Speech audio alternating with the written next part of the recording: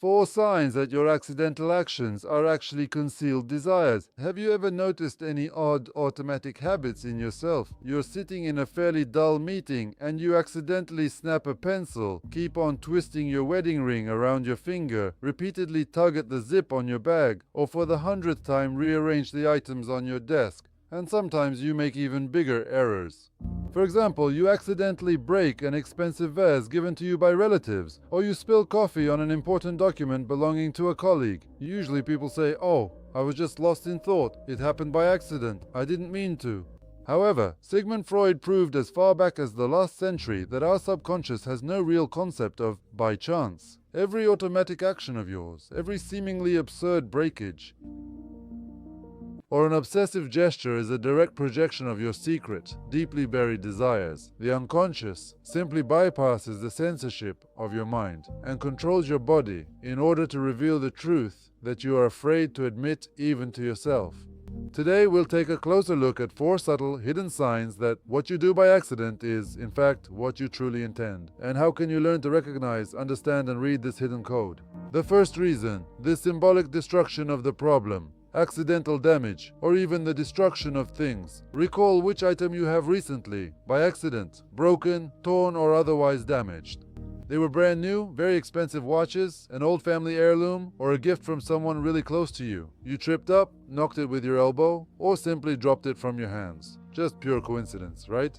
Freud maintained that damaging objects is a hidden, latent form of aggression arising from your unconscious mind. The psyche cannot directly destroy the actual object that causes you irritation, pain, or a troubling sense of guilt. So it redirects that anger towards an item that is very strongly associated with that object. If you accidentally spill tea on a rather expensive laptop that you were issued at a job you genuinely hated, your subconscious is trying to symbolically destroy the true source of your everyday stress.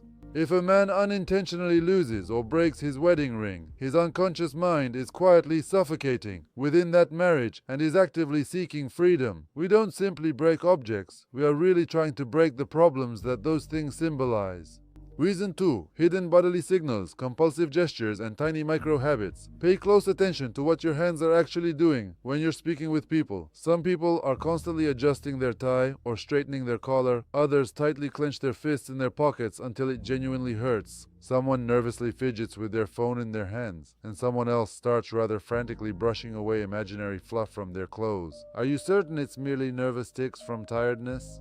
But in psychoanalysis, every single gesture becomes a kind of breakthrough in which an unconscious impulse comes out into the open. If, while talking with your partner, you keep trying to take off, twist around, or repeatedly shift a ring on your finger, your psyche is signaling a desire to leave the relationship or an unconscious search for a new sexual object.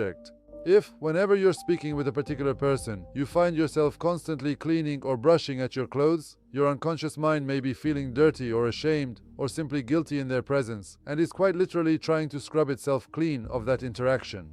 Your body never lies. It invariably reveals your truest motives, even while your mind remains preoccupied with selecting more polite words.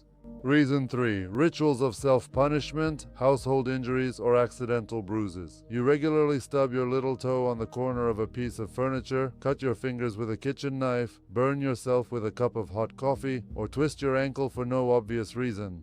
You put it down to ordinary clumsiness. Honestly, how can you be so clumsy, you say to yourself as you treat yet another wound. However, Freud uncovered a frightening truth. Most minor, everyday injuries are driven by hidden, self-directed aggression, by an underlying desire to punish yourself. If, deep within your unconscious, there lives a profound, long-standing sense of guilt over some act, a betrayal, or even deeply shameful thoughts, your harsh superego demands its due retribution. And since you do not punish yourself directly, your subconscious mind quietly takes on that very role. For a brief split second, it switches off your coordination and makes you suffer physically in order to temporarily drown out that unbearable mental guilt. Your everyday tendency to get injured is effectively a sentence that your inner judge quietly carries out. Reason 4. Impulsive actions, like a sudden breakthrough of your true self, showy purchases, or taking oddly strange routes.